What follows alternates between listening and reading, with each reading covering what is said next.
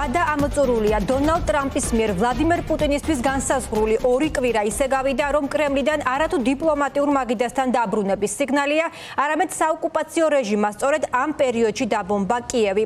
მოკლა ათობით მშვიდობიანი მოქალაქე, მათ შორის ბავშვები.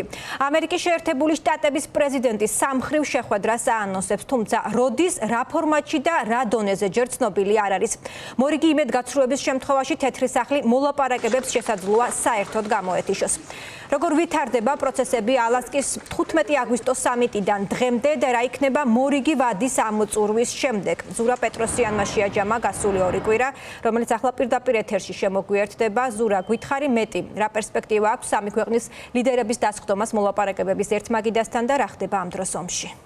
კეთი, პერსპექტივები ძალიან ბუნდოვანია. დონალდ ტრამპის მიერ დასახელებული დედლაინის ამოწურვამდე თბილისის დროით 4 საათზე ნაკლები რჩება, თუმცა ნაკლებ სავარაუდოა, რომ ამ დროში რაიმე შეიცვალოს, უფრო კონკრეტულად კი რუსეთმა იცვალოს პოზიცია და მოლაპარაკებების მაგიდასთან ვიხილოთ. ის პირადად ტრამპის მიერ დასახელებული ხან ერთი და ხანაც მეორე დედლაინი, ანუ ბოლო თარიღი, როდემდეც ის ელოდება გადაწყვეტილება, სავარაუდოა, რომ მეც აღარ დაგრძელდება, ვინაიდან თეთრ სახლში არაერთ წყაროზე დაყრდნობით მიმდინარე კვირის მიწურულს, მაგალითად გამოცემა ატლანტიკსმა დაწერა, რომ ტრამპი არის იმედგაცრუებული და ციტატა მას სურს ნებისმიერი ფორმით ამ ომის დასრულება.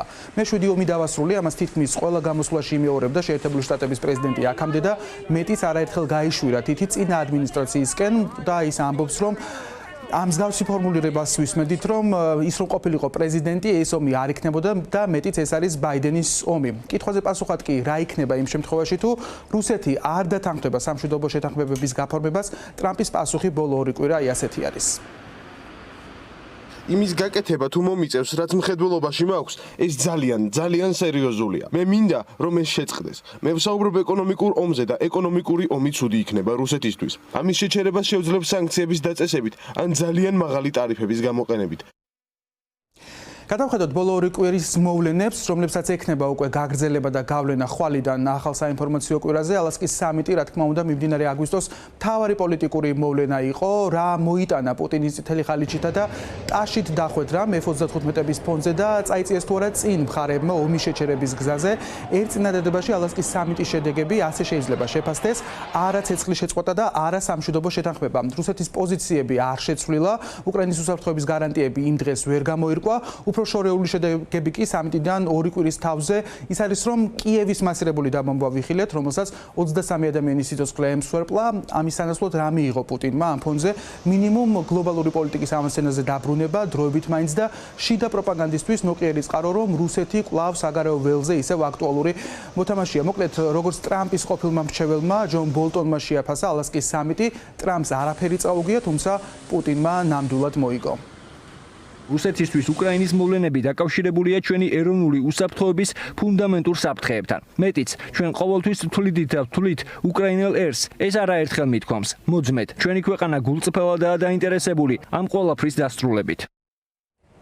სხვათა შორის ამ შეფასებიდან მალევე ბოლტონის სახლში, როგორც ვიცით, ფედერალური საგამოძიებო ბიურო შევიდა.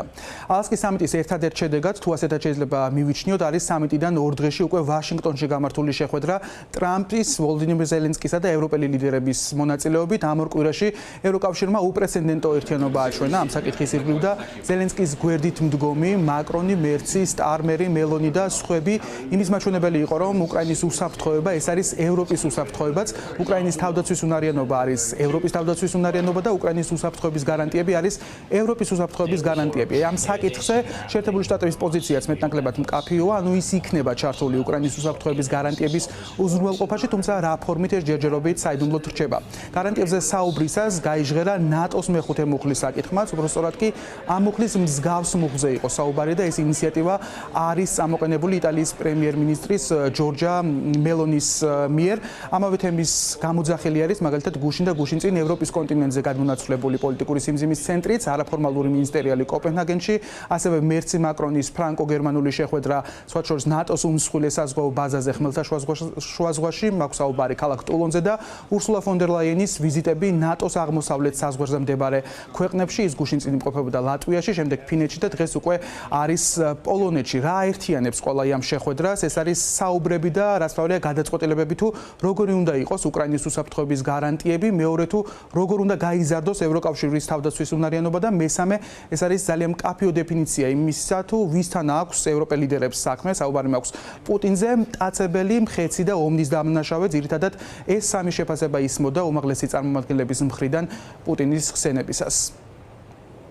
ჩვენ ვიცით, პუტინი არ შეცვლილა და არ შეიცვლება. ის მტაცებელია. ბოლო 25 წლის განმავლობაში მან 4 ომი დაიწყო. ჩეჩნეთი, საქართველო, ყირიმი და უკრაინაში სრულმასშტაბიანი შეჭრა. გამოცდილებიდან ვიცით, რომ მისი შეჩერება მხოლოდ ძლიერი შეკავების საშუალებებით შეიძლება. როდესაც ვამბობთ, რომ ევროპის კარიბჭესთან კაცი ჭამი ადგას, მე მჯერა, რომ ეს აღწერს იმას, რასაც ძალიან ხრმად გრძნობენ ქართველები, უკრაინელები და მრავალი სხვაერი. ჩვენ ნათლად ვხედავთ განსხვავებას პრეზიდენტ პუტინის მიერ საერთაშორისო სამიტზე, ან სხვა ლიდერებთან დაფიქსირებულ პოზიციებსა და ადგილზე არსებულ რეალობას შორის.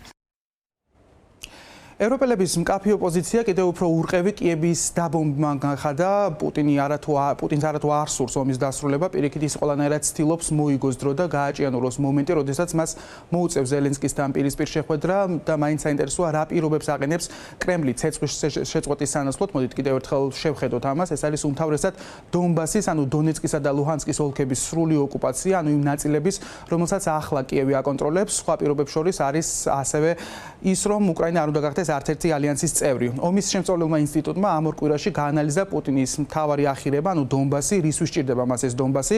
პასუხი მარტივია, ეს არის სტრატეგიული მდებარეობა, რომელიც აქვს ამ რეგიონს. პუტინისთვის კარგი პლაცდარმი იქნება უკრაინის სიღრმეში სამი მიმართულებით მომდევნო შეჭრისთვის. ომიდან თითქმის 3.5 წლის შემდეგ ოკუპანტი კვლავ იმეორებს, რომ მას სურს უკრაინის დემილიტარიზაცია, დენაციფიკაცია, ნებისმიერი სამხედრო ალიანსზე უკრაინამ უარი უნდა თქვას, ანუ ეს არის ის, რაც მოვისმინეთ 22 წლის თებერვალში და რასაც ვისმენთ დღემდეც. სამშვიდობო შეთანხმება უნდა ითვალისწინებდეს უკრაინის დემილიტარიზაციას, დენაციფიკაციას და ნეიტრალურ სამხედრო კავშირებისგან და ბირთვული იარაღისგან თავისუფალი სტატუსის განსაზღვრას. ასევე დოკუმენტი უნდა მოიცავდეს არსებული ტერიტორიული სტატუს-კვოს აღიარებასა და რუსული ენისა და რუსულენოვანი მოსახლეობის უფლებების უზრუნველყოფას და არა უკრაინის შეიარაღებულ ცხოველად ქცევა.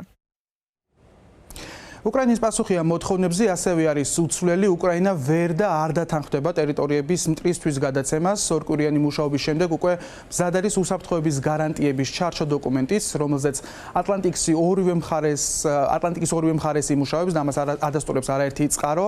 რა ვიცით ამ დოკუმენტის პუნქტების შესახებ, ანუ როგორ ხედავს უკრაინა უსაფრთხოების გარანტიებს.